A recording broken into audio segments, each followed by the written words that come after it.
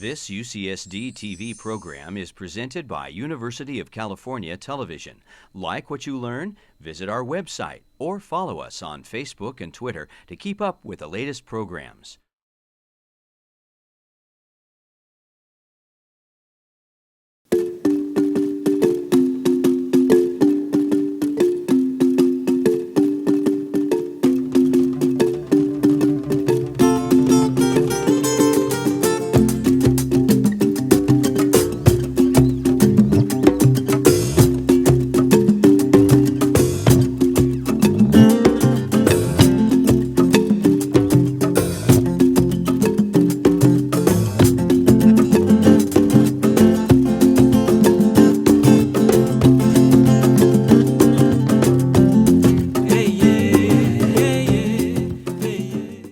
The question is, of course, where did life come from? When did it appear? Is it possible that we are alone in the universe? Or is it possible that living organisms appeared elsewhere in the universe, either independently of life on the Earth, or possibly as a result of life spreading from one planet to another, or even from one star to another? These are all questions that go back a long way. People have been thinking about them for centuries. And what Jeff and I have tried to do in the book is to pull together some of these ideas and to put them in context of some of the really exciting things that are happening in various parts of science at the moment, in chemistry, in biology, molecular biology, astronomy, physics. Many, many fields of science are starting to pull together now in all sorts of exciting ways to give us a glimpse of the kinds of things that might have happened. The first slide shows a possible solar system beginning to form around a star that's not very far away from our own. That funny-looking thing you see in the middle is actually a device that astronomers use to block out the blinding light from the star itself. The stuff that you see around the edges is the beginnings of a coalescing solar system, a solar system in the very earliest stages of formation. Now, up to just a few years ago, all this was speculative, and it's now enormously exciting that through the Hubble Space Telescope and other very large telescopes, it's now possible to actually see these solar systems beginning to form. We have, until recently, only been able to speculate about the early stages of the formation of the solar system. One such speculation is shown here. At the very beginning of the formation of our solar system, planetesimals and other small objects began to coalesce out of the tremendous cloud of gas, dust and small rocks that was circling around the sun during its during the sun's early formation, which began something over 4 billion years ago. These planetesimals, as they began to grow together, bits began to fall on them, they began to get bigger and bigger, and eventually these planetesimals got large enough that they began to collide with each other, and sometimes their collisions were quite violent. So that you can see here a situation in which one planetesimal is colliding with another one. And as time went on, more and more of these lumps of rock grew to the point where we actually had the beginnings of the family of planets that we see around the sun now. And it is that kind of thought in the previous slide actually going on around a star not very far away from us in our own stellar neighborhood. As time went on, rather dramatic things happened. For example, the moon formed as a result of a collision of the Earth and a very large planetesimal, probably about the size of Mars. When the Earth collided with this enormous planetesimal, essentially much of the Earth was destroyed, much of the planetesimal was destroyed, and a big ring of lightish material, rocks and gas, formed around the Earth, from which the moon coalesced. And we can see there on the left of this particular picture the moon beginning to accrete, all sorts of objects crashing into it. There's one you can see there that's just hit the moon, beginning to come together out of this circle of materials around the Earth. And you've got another view here from the moon, perhaps, which at that point was very hot because all these rocks came crashing in and heated the moon up. The moon looking at the Earth, a very lurid looking object in the sky indeed, looking very different from the Earth of today. The fascinating thing, of course, is that the Earth was an extremely different place from the Earth that we know. The Earth of about 4 billion years ago was very, very different from the Earth of today. We cannot imagine present-day life living on the Earth of about 4.5, 4.6 billion years ago when the solar system was just forming. The Earth was hot. The atmosphere was extremely different from the atmosphere of today. There was no liquid water on the Earth because it would all have been vaporized. The Earth was indeed extremely different.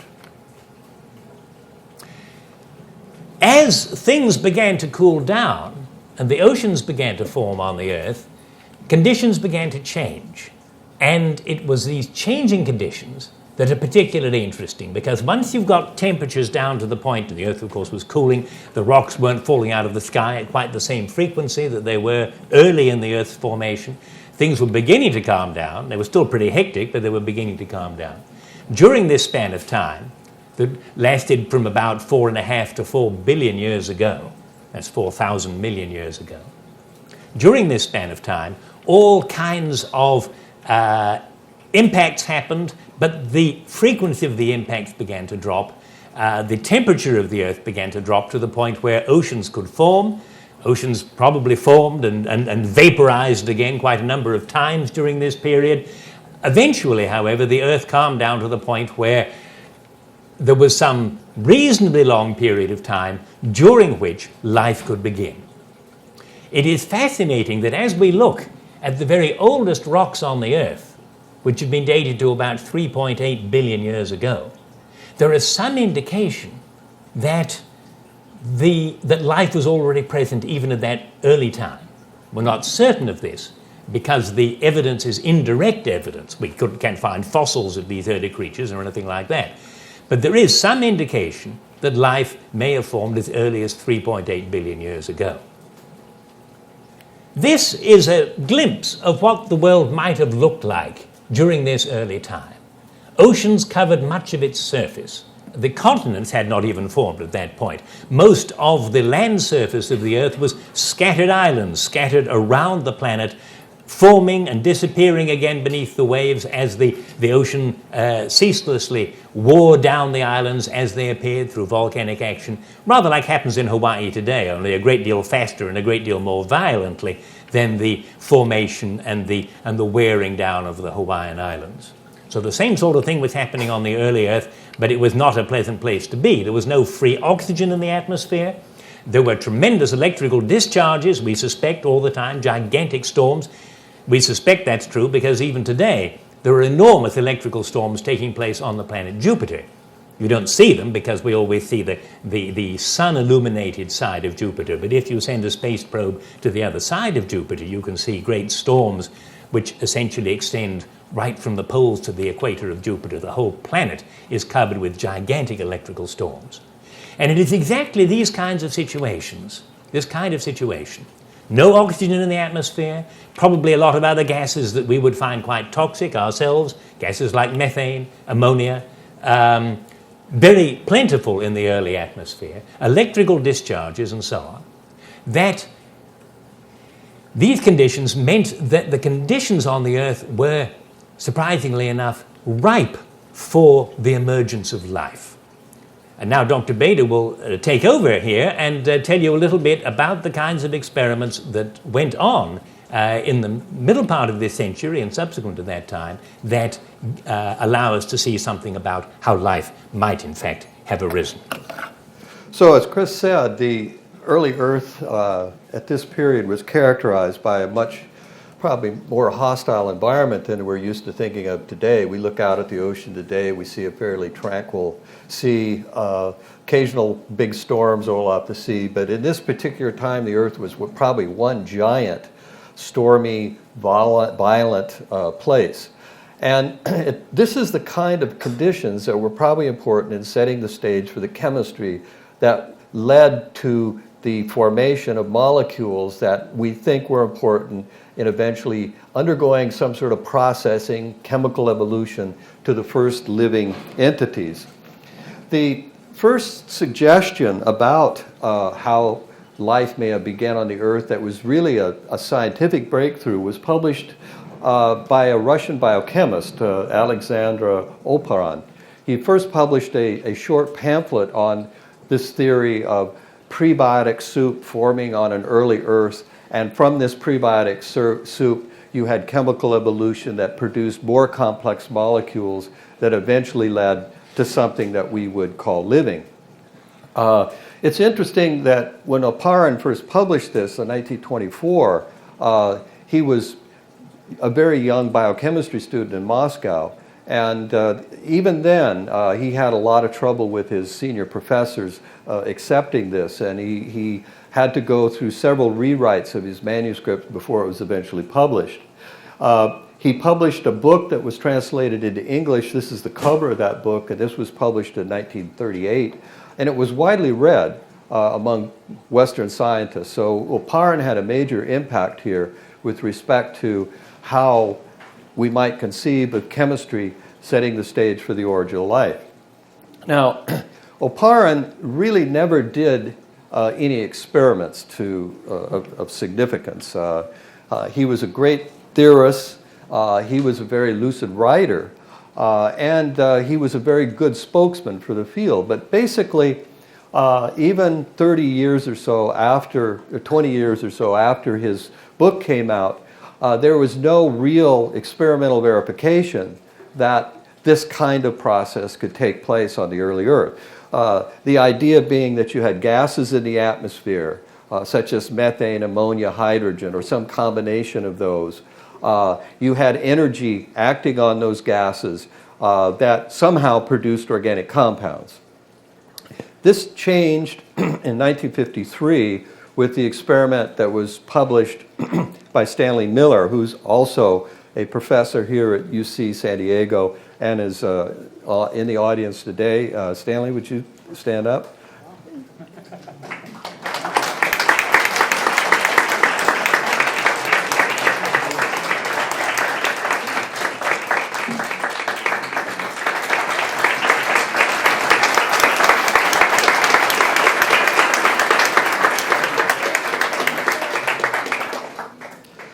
Stanley, in the book, we give some history of this classic experiment, and it's really an interesting story in itself. Stanley came to University of Chicago as a graduate student in 1952, and in the first month or two after he was at Chicago, he went to a lecture by Harold Urey, another very important member of the UCSD community, one of the founding fathers of UCSD.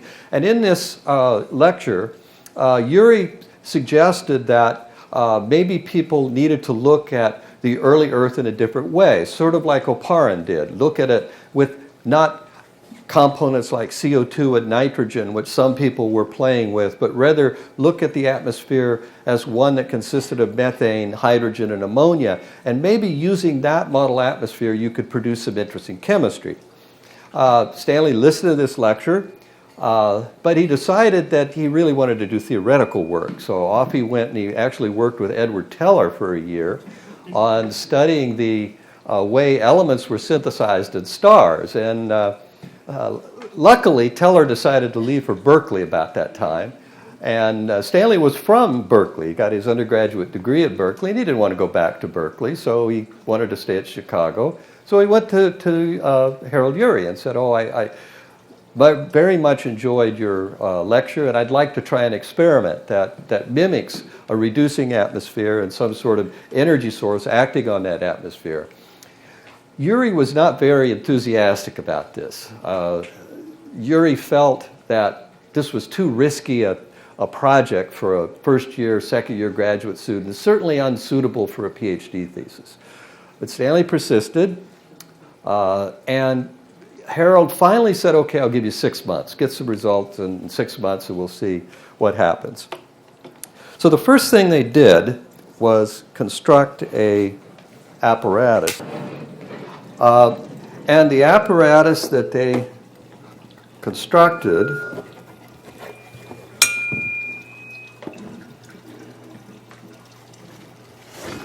looks like this. This isn't the actual apparatus, but it's a very close model of that. And you notice that the design of this is, at first glance, you might think sort of peculiar. There's a flask here with a bunch of brown gunk in it. There's another flask here with these electrodes sticking in it. But this was not an ad hoc design. It was a very carefully thought out design to mimic the cycle on the early Earth. This flask contained water, and when this started, of course, this liquid was clear. This was the ocean.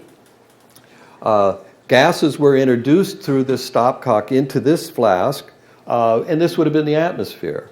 This flask was heated, so there was a net evaporation from this into the atmosphere, and then there was a condenser hooked up here to recondense the stuff and bring it back to the ocean. So what you have here is a typical cycle on the Earth: evaporation from the ocean, interaction of gaseous components in the atmosphere. Those things get washed out of the atmosphere and end up back in the ocean. And so what they did here was simply load this flask up and apply an electric spark to this apparatus. And this was a very simple type electric spark. You just use a Tesla coil. I was afraid of that. It presents a good zap here. Can you see the spark on the electrode here? Okay. So the net effect of this was, after a week, and Stanley asked Stanley why he used a week, and he says, oh, a week seemed like an appropriate length of time. The flask had turned this very brown, coffee-colored, gooey stuff in the atmosphere. Obviously, chemistry had taken place. Now, the question was this interesting chemistry? And Stanley had the foresight to realize that if the chemistry was going to really take place in this system, it would take place in the ocean.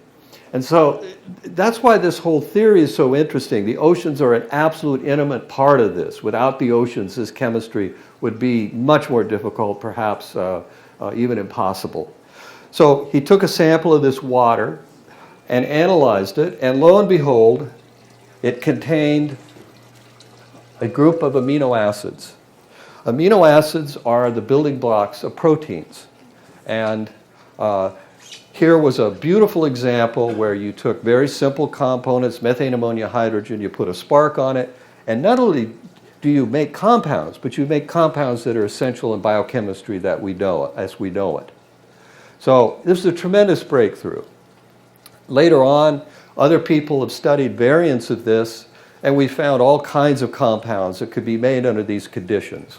The bases that make up DNA and RNA, some of those are readily made from this experiment. One of the abundant components of the ocean here is hydrogen cyanide, a deadly poison. So if you were walking down a beach 4 billion years ago, when all this chemistry had taken place, not only would you have been suffocated by the atmosphere, but if you'd have taken a drop of that ocean water, you'd have been a dead duck immediately. You'd have been poisoned by cyanide.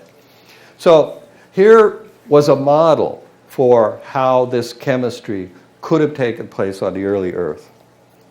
Now, the next part of this story, I think, is equally interesting, because this is a lab experiment. And one of the criticisms that always comes out of these kinds of experiments, does it really mimic nature? Does nature work this way? And of course, we have no record of this early period of Earth history. We can't go to rocks and look at rocks and ask the rocks to tell us whether this chemistry took place. So there was no clear-cut proof that this chemistry actually worked under natural conditions. That changed in 1969, in a very fortuitous thing. You remember 1969 was the year of the first Apollo landing on the moon. And one of the big efforts in the Apollo mission was to collect rocks, bring them back to Earth, and look for signs of life. So there was a lot of laboratories that had been set up to investigate lunar rocks for organic compounds thought to be important in life. Well, the bad news was that these rocks came back and they were about as clean as you could get. There was nothing in them.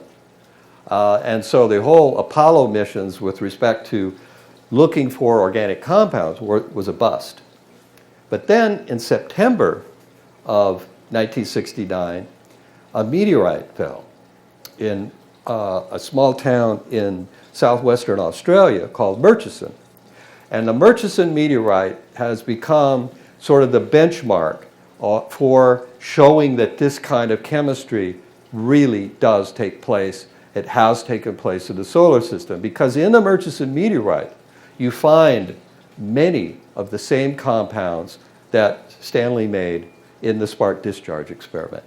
It is a natural example that this chemistry has taken place in some asteroid out there in some place in the solar system.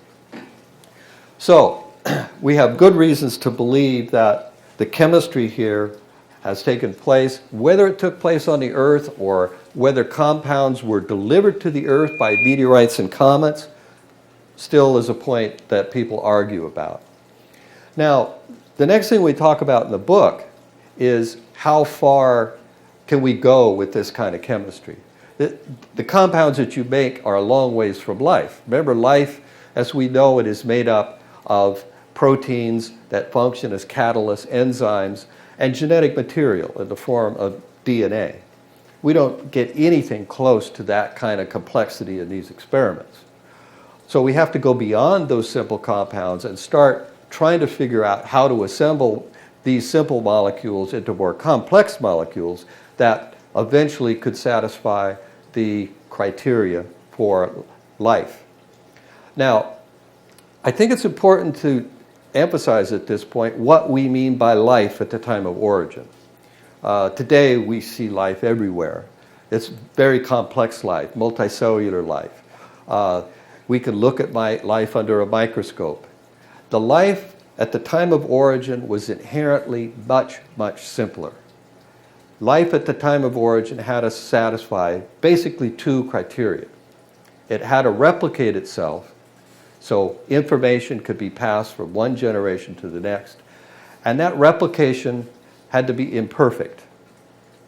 The reason it had to be imperfect is that allows mutations, some of which could be advantageous, the system would evolve. So the original life with respect to a simple self-replicating entity is also synonymous with the origin of biological evolution. They occurred at the same time. Now, how do you go from all of this gunk, this coffee-colored brown stuff, to compounds that can interact in a more explicit way? Well, one of the things we talk about in the book is a process called chromatography and geochromatography. Chromatography is a process that allows you to separate complex mixtures into simpler mixtures that can then react in a more explicit chemistry, more explicit way. Here's an experiment that you can do in your own house. This is the ink from one of these felt pens that we've crushed the pen, took the ink, and we've mixed that with beach sand. Well, you can see it's just black. We put that beach sand on the top of this column, and we let water drip through it. Look what happens. That's not black ink. It's ink that's composed of all of these colors. And so all of those colors have been separated on this simple little column with water simply dripping through sand. So on the early Earth, what we imagine is that this gunk that's produced in the experiment undergoes further processing, chromatography, separation, accumulation of compounds that are much more pure than you find in this mixture. And then these compounds themselves can interact with each other. And from this chemistry, you're going from simple, large, complex mixtures to molecules that have more high degree of purity and that can interact in a specific way with each other. And I think what I'll do now is turn this back over to Chris, and he can talk about some of the chemistry that leads to the first protobionts, as we call them in the book, and then I'll come back and talk to you about extraterrestrial life. So Jeff has brought you up to the point where you can begin to see some of the chemistry, some of the early chemistry that might have been involved in the origin of life. Now, we cheerfully admit, both of us, that there's a big gap here. There's a big gap between these simple compounds of the kind that Stanley Miller generated in his experiment and the extremely complicated things that make up even the simplest organisms. The simplest organisms that we know about, the only ones that the simplest creatures that we know that can live by themselves, that don't need to prey on something else like viruses, the simplest organisms that we know of that can live by themselves have something like 500 genes in them. 500 genes, each about 1,000 bases of DNA. We're talking about 500,000 bases of DNA, all strung out on that very, very long DNA molecule that you've seen so often, you know, in the in pictures and read about in articles in magazines. The tremendous complexity of this molecule, and this, remember, is the simplest organism that we know about today, really raises a very important question. How do you get from the simple building blocks that we all agree now, scientists all agree, must have been present in the so-called primitive soup, this mix of molecules in the oceans in the early stages of the Earth's evolution? How do you get from that to something as complicated as a living organism? Everyone has a tough time with that, and so do we. But I hope you'll enjoy the part in the book where we speculate about how this might have happened, how we managed to jump across from one side, from the simple side, so to speak, to the very complex side. The way we visualize this happening is to assume that a kind of Darwinian process was going on. Now, even before there was life. Now, we know, of course, that Darwin was talking about the evolution of living organisms when he wrote The Origin of Species. He was talking about how simple organisms became more complex over time because they came better and better adapted to more complex environments. And through, as we now know, through mutations and other changes, these organisms gradually evolved. But what kind of Darwinian process could have been going on before there was any life, before there were any living organisms? Somehow that seems like a pre-biotic or before life Darwinism seems like an oxymoron. It doesn't seem like two terms that you should put together at all. It's difficult to imagine putting Darwin together with in a world where there was no life. And yet, Jeff has already given you a bit of an example here of the kinds of things that might have been going on in the early Earth that might have led to a kind of what we call proto-Darwinian evolution. And this proto-Darwinian evolution would take place as molecules were sorted out on rocks, on surfaces, finely divided surfaces like sand and so on. And these molecules gradually began to build up in various complicated and interesting ways. At the beginning, perhaps, whether a molecule survived or not really had something to do with whether it was washed off the rock that it was attached to. If it was attached to the rock, then it was all right, so to speak. If it was washed away, then it got lost, back into the primitive soup. Anything could have happened to it. The sorting out process was one that didn't have anything to do with biology, didn't have anything to do with reproduction, not yet, but it did have to do with sorting things out and accumulating various kinds of molecules on the surface of the Earth.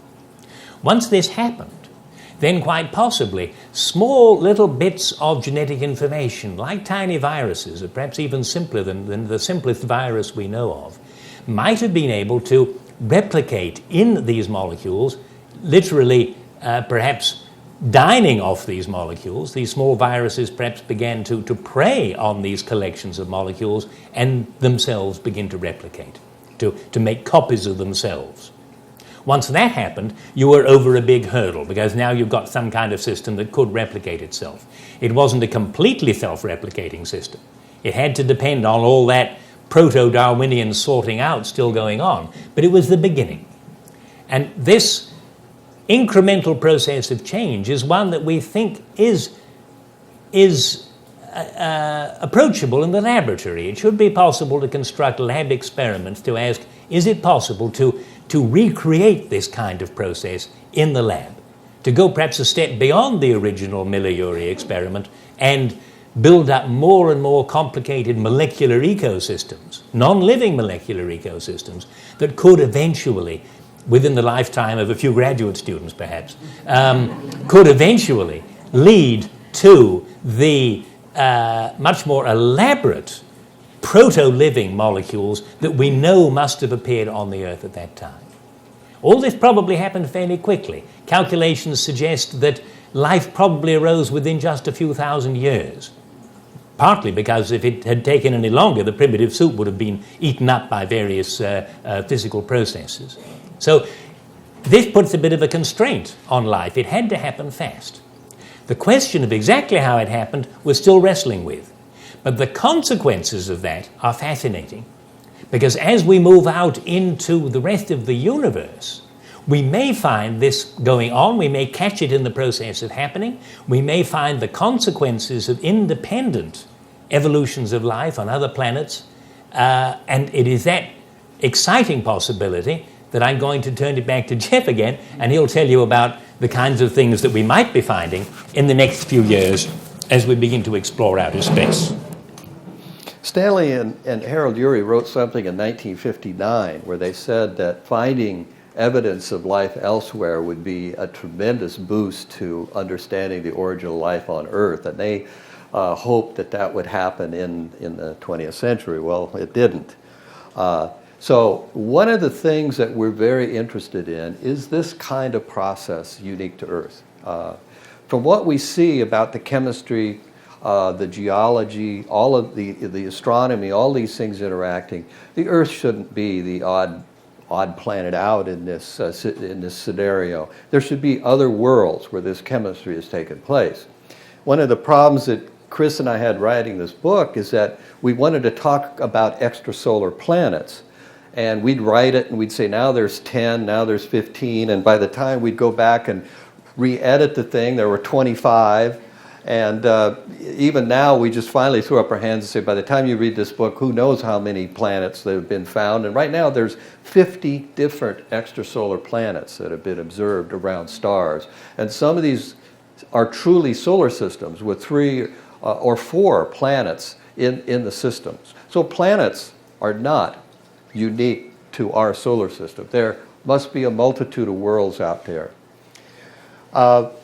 So one of the challenges that we face is exploring our solar system, looking for possible evidence of life elsewhere and beyond.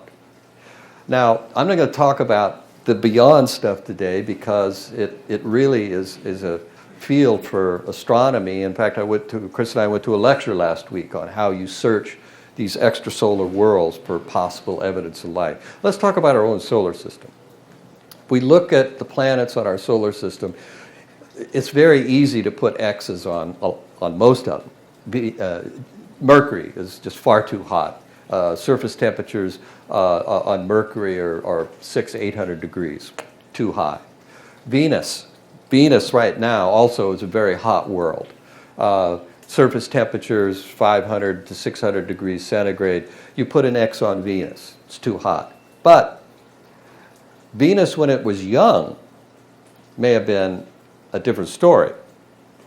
From what we know about evolution of planetary systems, the sun was dimmer early in the history of our solar system. It wasn't nearly as bright, it wasn't nearly as hot. Venus could have been a more habitable world early in its history. We'll probably never know whether life ever began on Venus because the surface temperatures are so hot today it would have obliterated everything unless some H.G. Wells type organism making a living using silicon and other elements survives there. Earth, of course, we know life's here. Mars is the big question in everybody's mind. Whether life ever originated on Mars is an area that's been debated for nearly 150 years, and we still don't know the answer. You go further out, you used to think, okay, that's it. Nothing beyond Mars. Jupiter's a gaseous planet, Saturn likewise. It gets cold out there. Maybe chemistry there, but no life. Well, we now know that there are moons around Jupiter, one of which is called Europa. which probably has an extensive ocean covered by about 10 kilometers of ice. Europa is about the size of our moon, but it's estimated that the European Ocean is 100 kilometers deep. And you go through the calculation, that ocean on Europa is potentially as big as the ocean here on Earth. Is there life on Europa? That's a very interesting question and something that we're going to spend a lot of taxpayer money in the next couple of decades trying to find out. Let's go back to Mars.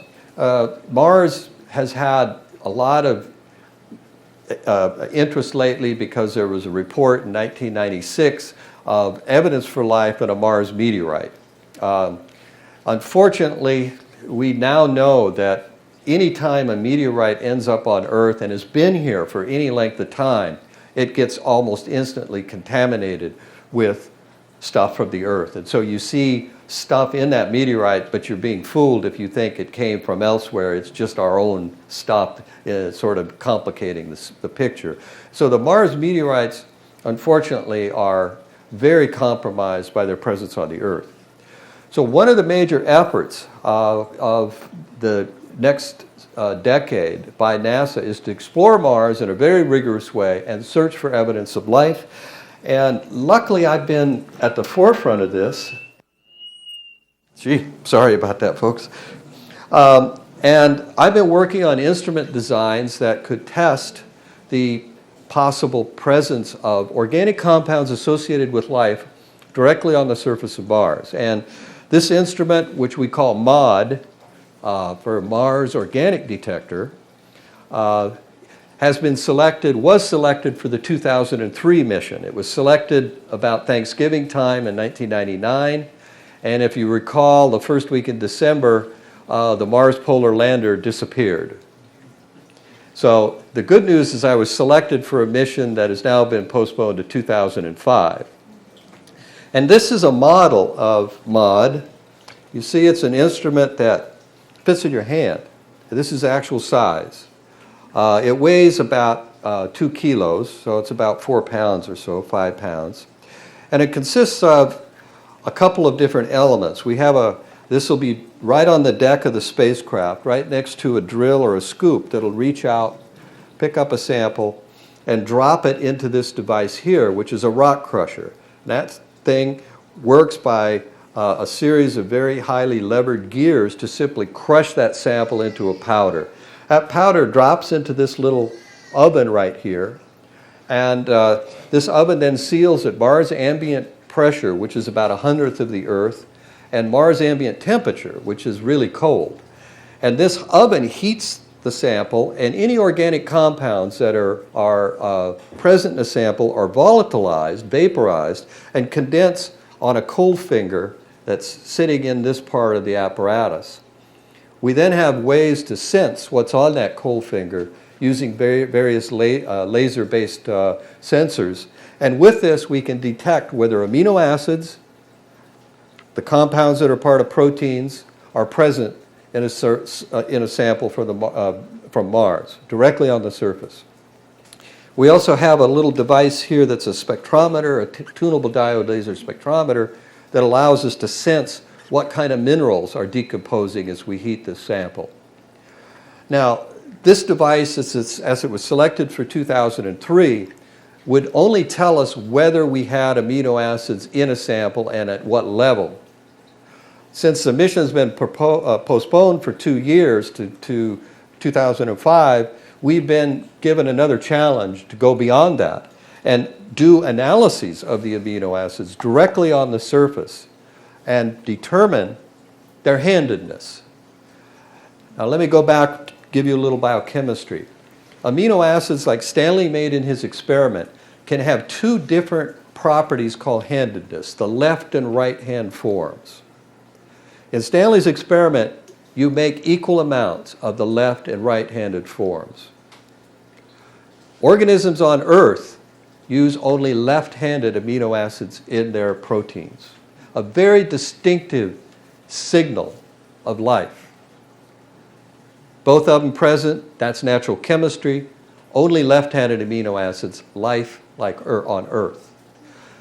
We think that life elsewhere would choose one or the other, either left or right. So the next stage of this device, as it goes to Mars in 2005, will be to look for the handedness of amino acids. Now, what would be my fantasy?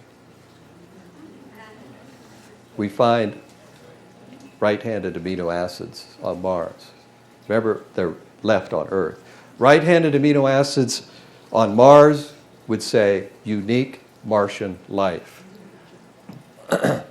Now, what about if we found both? That could mean chemistry like Stanley carried out in his experiment. It could also mean stuff falling on the surface, like the Murchison meteorite stuff. How about if we find L, or left-handed? Well, remember I said it's by chance that you get one or the other. So you flip the coin twice, maybe you come up with left-handed twice. Or maybe we're related. So I'll leave it there. Have anything more, Chris? Or? Not really. I think... Why don't we open it up for questions? Absolutely, good idea. Did life originate in the deep sea? As you know, there are fascinating things in the deep sea, including such things as hydrothermal vents. You can learn about them at the aquarium here. These are upwellings of hot water that's heated by a very hot volcanic rock at some depth in the ocean. These upwellings of hot water carry with them compounds, in particular sulfur-rich compounds that can be used by bacteria to grow.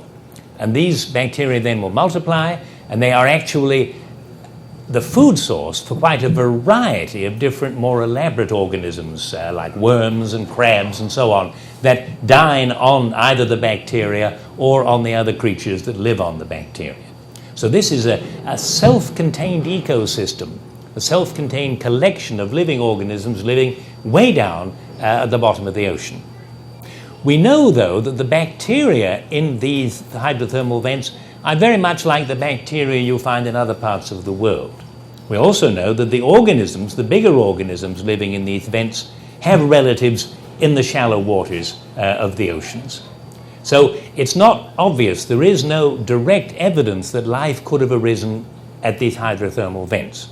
If we were to find an extremely primitive form of life living in these vents, I think that would make stronger evidence, but at the moment at least, we don't know where it began. Jeff and I suggest in the book that life probably happened on the surface of the Earth because there was more going on the surface. Wave action, tidal action, the kind of repeated changes that happened on the surface of the Earth would probably have helped life to evolve. But otherwise, it's really anyone's guess. It could have happened way down there. It could have happened on the surface. We think it might have happened on the surface, but we could easily be terribly wrong.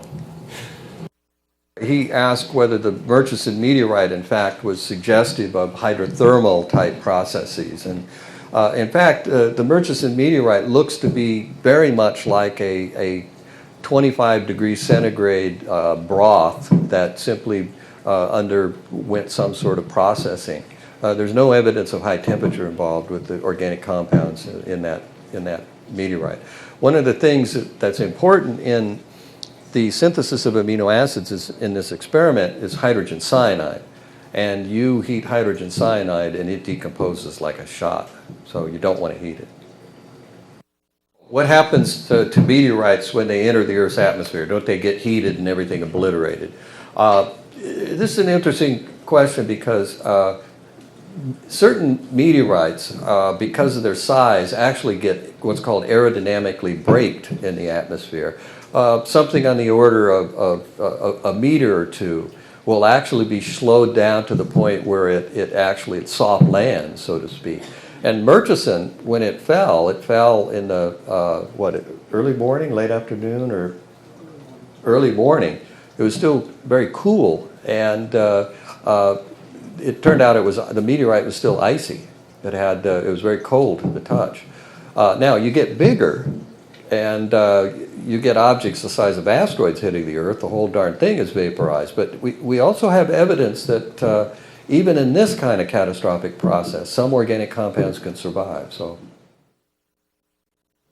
the question was, would there be any amino acids at the time of the Big Bang? Or any sign that might have produced a sign of life at that time? The answer is no. I think we could pretty much say no. At the time of the Big Bang, the only things that were present was hydrogen and some helium. And as stars formed, this hydrogen was processed by a process called hydrogen burning to helium. Helium then was processed by helium burning to more complex elements, carbon, oxygen, nitrogen, whatever.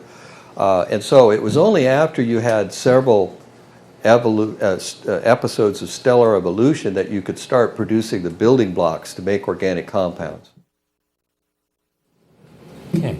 The question is it possible that life, if I have this right, is it possible that life could have arisen not on the surface of rocks, but in the vapor phase, in the gaseous part of the atmosphere? This is an interesting question because there are planets, for example, that have a huge atmosphere and no solid ground underneath it, at least not unless you get way, way down. Jupiter is a good example of this. A huge, thick atmosphere. Is it possible that living organisms could have evolved on Jupiter and sort of floated around like little balloons, never landing, never going up too high, essentially just floating around indefinitely in the atmosphere? This has been suggested. Carl Sagan, among other people, made this suggestion a number of years ago. A fascinating idea, no evidence for it, but it's not, I suppose, impossible to imagine this could have happened. I would guess that in order to get started, you'd have to have little droplets of something in the atmosphere, little globules on which life could have begun. Something for them to accumulate. Otherwise, it'd be all over the place. You wouldn't be able to concentrate stuff. Let me just add, too, that the Huygens probe, which is scheduled to pass through the atmosphere of the moon of Saturn, Titan, this will take place in 2004. Now, there are some people that have speculated on the existence of very bizarre creatures living in the atmosphere of Titan. I find that more science fiction than hard-based science. But we'll at least have a glimpse of another world which could have some undoubtedly very interesting chemistry. I doubt if there's anything that's been generated that we call living, but interesting chemistry for sure.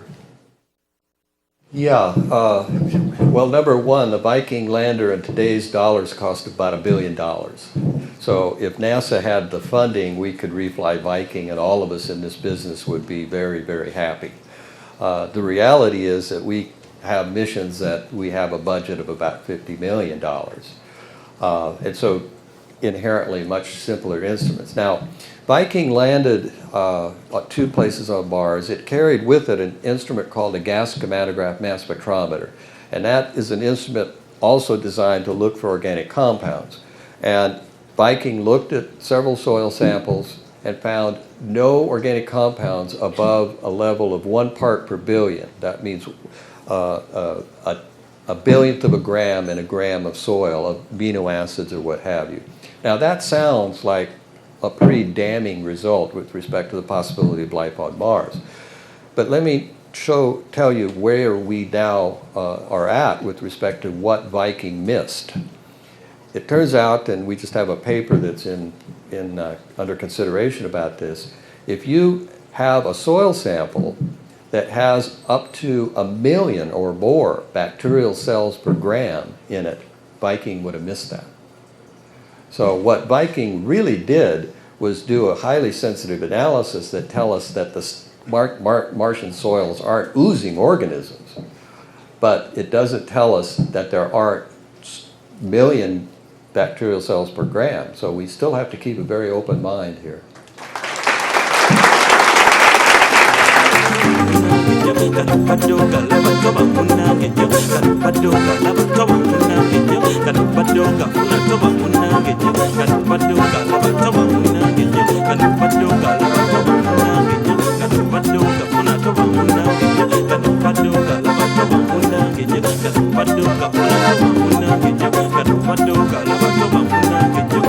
Paduka,